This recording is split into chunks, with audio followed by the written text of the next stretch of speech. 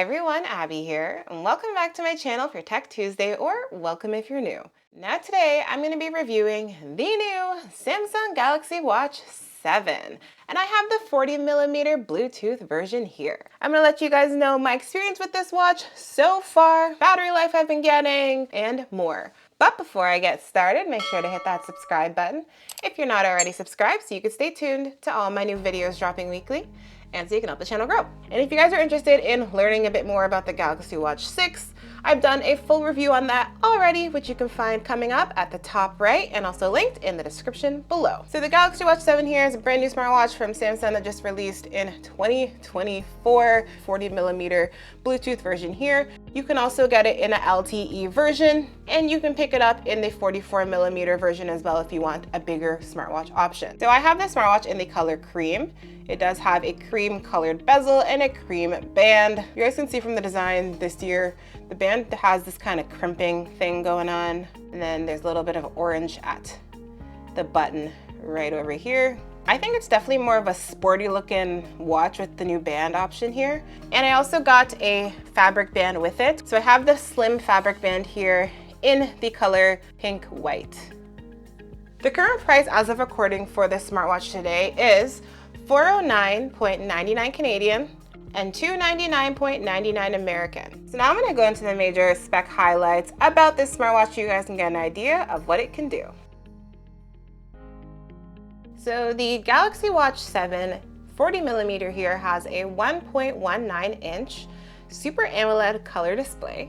It has a sapphire crystal lens, a very strong material. In my experience, it's been scratch proof. I haven't scratched one yet. It has a battery life up to 40 hours. You can track indoor and outdoor activities with this watch, and it does have built-in GPS. It's touchscreen operated. It tracks your steps, calories burned, your active minutes, your heart rate. It has a variety of different tiles built in, such as weather, web browsing, blood pressure, EKG or ECG, stress monitoring. It's water resistant up to 5 ATM or 50 meters, so you can take it in the pool, in the rain, in the snow, and more. You can view and reply to smartphone notifications, and I've gone ahead and listed a bunch more features on screen for you. All right guys, so here it is on me, and I do have a 7-inch wrist. So this does fit a variety of wrist sizes, which I have on screen.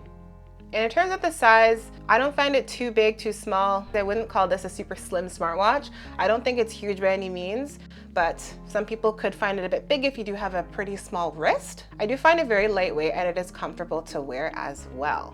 And if you guys are finding this video helpful so far, please go ahead and smash that like button for me. I'd really appreciate it. Now, when it comes to the band on the smartwatch, we do have Samsung's new one touch, whatever they call it, band where you gotta press this down to switch it out. And I hate this band. I preferred the old ones that had the pin mechanism on the Galaxy Watch 5 and previous versions, because when you are trying to change it, it is very finicky and you have to really press it hard. You see, I'm pressing the button down and it's not moving. It's very tricky. I really don't like it. There we go. So this is how you change the band. You do have to press on the buttons here and try to take it out. Now, I do find that the fabric bands here, this one works a lot better with putting the bands on and off. You just press the button down and then you line it up with the holes on the inside of the watch here. And the same thing for this side. All right, so there it is. It is in place now. And here's what it looks like with the fabric band on. It looks almost identical to what we saw on the Galaxy Watch 6. The color is different and the band options are different as well. This year we do have these kind of crimped, wavy design, which I personally don't like the look of. I prefer the look of the smooth band, but that's just me. All right guys, so when it comes to the display of the smartwatch here, I think the display looks really nice. We do have a Super AMOLED display here as well, and you can definitely see those bright, bold, punchy colors. It is quite reflective with the sapphire crystal lens paired with the AMOLED display. So it can be hard to read in certain types of lighting conditions and angles. You guys can see there's definitely a good amount of glare on here. The brightness is pretty adjustable as well. Right now it's about halfway, but if I turn it all the way down, you guys can see it's very low. all the way up. It is super bright and blown out, but yeah, it gets very bright. And here's what the display looks like outdoors in natural lighting in the sun. You can definitely see a lot of glare from the sun here. A little bit difficult to read, so I would definitely recommend pumping up your brightness outdoors so it's more easily readable. If I hop into the display here, you can turn it on and off the auto brightness or adaptive brightness, which is what they call it. On and off the always on display. Change the timeout duration. You can also change your font style. Bunch of different options here. You can also make the font bolded. You could change the font size, which I think is super beneficial because if you're someone your eyesight's not great, this could be super helpful and make it easier to read. This is a smartwatch function that I think every watch needs. All right, guys, so when it comes to activity tracking on the Galaxy Watch 7 here, I have found it to be pretty good. I think it does so pretty accurately, considering my heart rate, my steps, my active minutes, my calories burned, my heart rate zones, and more. I like to do a lot of HIIT activities, and I like to do running and walking intervals when my heart rate goes from a higher to a lower pace, and it just tracks that really quickly. And it doesn't track your heart rate every second. It's kind of like a smart tracking where I think it tracks it every few minutes. It can track a huge variety of activities. I will show you all of them right now because that's something that a lot of people are definitely interested in what it can track. And I'm going to show you guys everything else here. I like that the large list here is in alphabetical order. It does make things easier to find. Touch controls are a little iffy sometimes. As you can see, it just jumps around when I don't mean for it to. One thing I really have to give Samsung is they have a huge amount of activities that you can track on this watch. And I really do like that. I can't really think of stuff that's missing, you guys may, but for me, it tracks everything I need it to and more. You also do have an auto activity tracking feature, which you can turn on. So what I like to use this for is if I forget to start a workout, the smartwatch will do its best to start one for me. It works, but it's not the most accurate. For example, if I go for a walk, it'll auto start that usually pretty well. But if I'm doing another activity, let's say I'm doing like weightlifting, it really doesn't do the best job at accurately categorizing that. It'd be a little bit off. So I always recommend to start the workouts yourself manually. When it comes to, GPS activities like outdoor walks, runs, bike rides and stuff, in my experience, a GPS route that I walk and when I go home and check it is spot on. I don't have an issue with that. And the GPS performance has improved from the previous version, the Galaxy Watch 6. Only really had the GPS drop on me twice so far, so that's great. Before it would drop at least like once a walk or run. And when it comes to tracking my pace, I do think that the pace sometimes is a bit inaccurate. Sometimes it comes up too low. I do interval walks and running, so I go from like slower to faster paces, and I find it does take a little bit for it to kind of adjust to that. And all right guys, now I'm going to talk about how to use this smartwatch, just the basics here. So the first thing you're going to want to do is turn on the display. Now to turn on the display, you can tap it, or you can go ahead and press either of the buttons here. And finally, if it's on your wrist, you can go ahead and turn towards your face and the screen will light up. So once the display is turned on, you could swipe down and you can see a variety of little shortcuts here. So here you could turn on and off the volume, mute it, turn the volume on. You could see a bunch of other settings here. You could jump into your settings up here, click on different things like turning on and off modes, going to your display, battery life, gestures, and more. Swiping to the right does go back to the previous page, or you can click the button right here to go back. Once we are back at the home page again, you can swipe up and view all of your apps that you download on here. And there's a variety of apps that you can download. You can do so on the watch here through the Google Play Store. One thing I really like about it is that you can type in exactly what you need. Keyboard is super tiny though, so even my hands, which aren't huge, I do find it hard to type sometimes. So you can go ahead and install that, for example. And you can install little games. See right here, I do have tic-tac-toe. If I swipe to the left, I will see all of my different tiles that I have on here.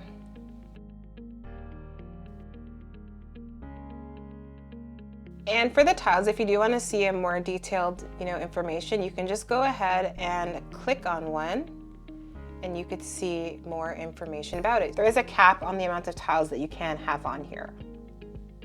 If I swipe to the right from the home page, you could see your notifications. So if you press and hold this, you're going to have your voice assistant open up, which is Bixby, being, you know, a Samsung watch. Set a timer for 10 minutes.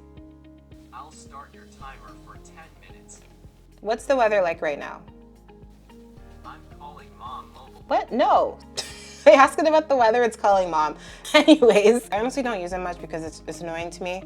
A lot of times it doesn't understand what I say. And then if I hold the bottom button here, you're gonna open up Samsung Wallet. So if you wanna make payments on the go with your watch, you can do that. And you can see right here, there's a little thing for the timer that's going on.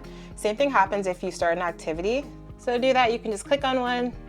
It will start in 3 seconds. You can swipe this way for your music, that way to pause it or to stop it, settings, stuff like that. If you want to go ahead and change your watch face, you can go ahead and hold this down and then you can slide through. And you can customize them. So I'm gonna show you guys all the watch faces I have on here.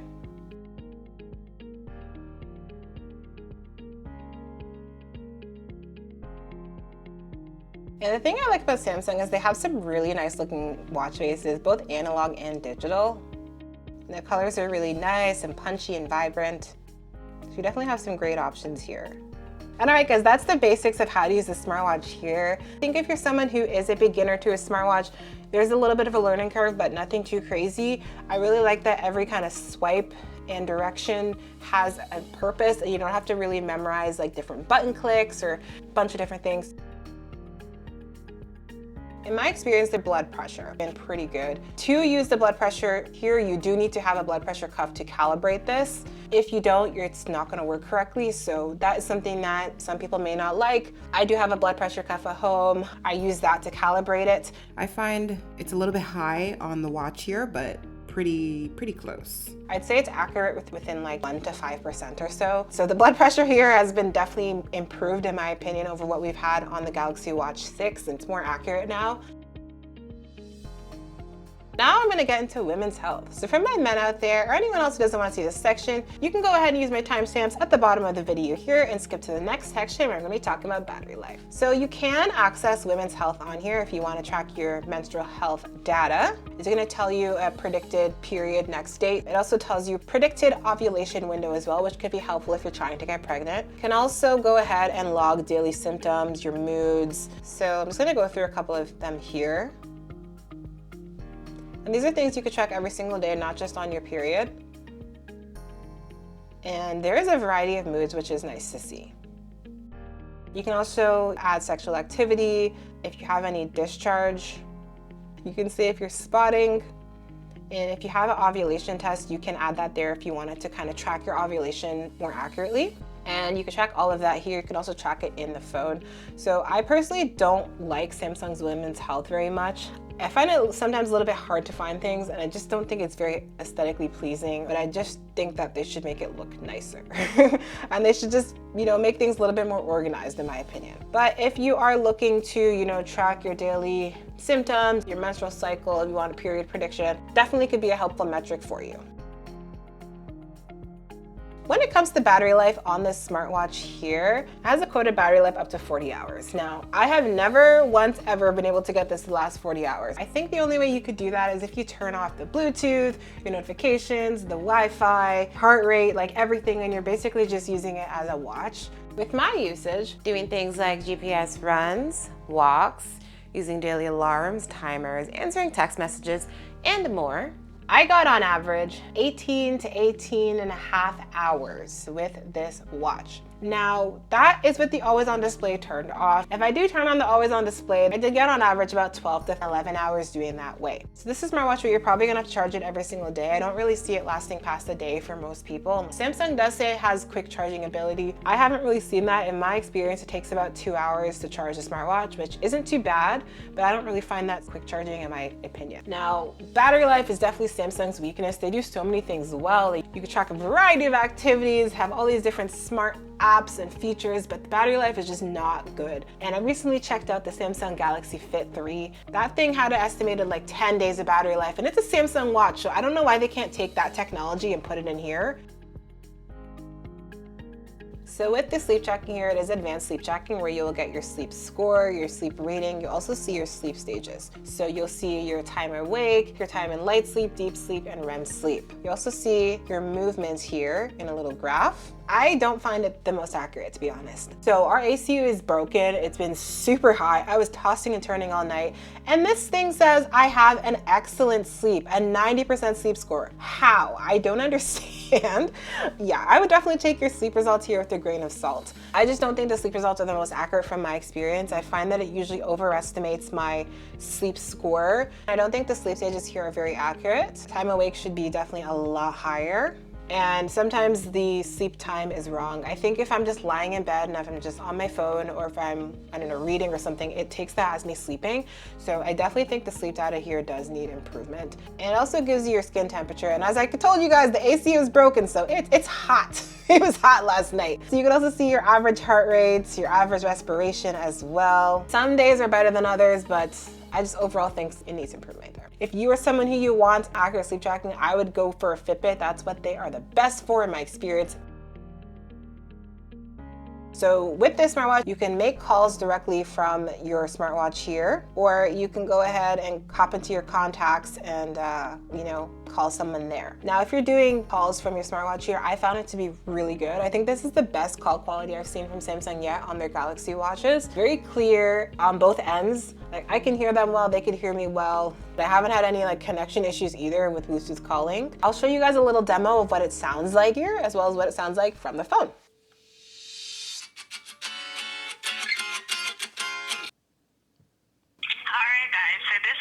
Sounds like the audio quality on the Galaxy Watch 7. You were hearing that straight from my house phone. How do you think it sounds? So far from my experience, I think it did sound pretty good. So here is the audio from the Galaxy Watch here. This is what the speaker sounds like from this watch. How do you guys think it sounds? I think it does sound pretty clear. So far, so good. No issues at all with the call quality. So if you're someone who you want to take a call if you're on a walk or a run, you want to do something hands-free, or you're looking for a more discreet way to talk on the phone, this could be a beneficial option for you. I have noticed some cons about this smartwatch here.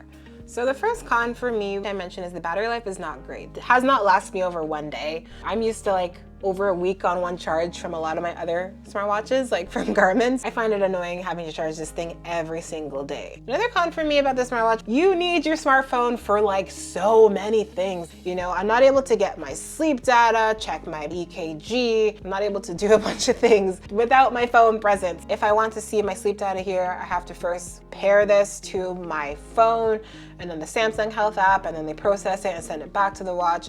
I wish the watch was just smart enough for me to just wake up and be able to view all of this. The last con for me is the touch sensitivity. So the touch sensitivity on the Galaxy Watch here, sometimes when I'm trying to, scroll through things, it just kind of jumps to different things. It will just kind of go really quick sometimes, as you guys can see. I tried to play around with touch sensitivity, but it just keeps happening.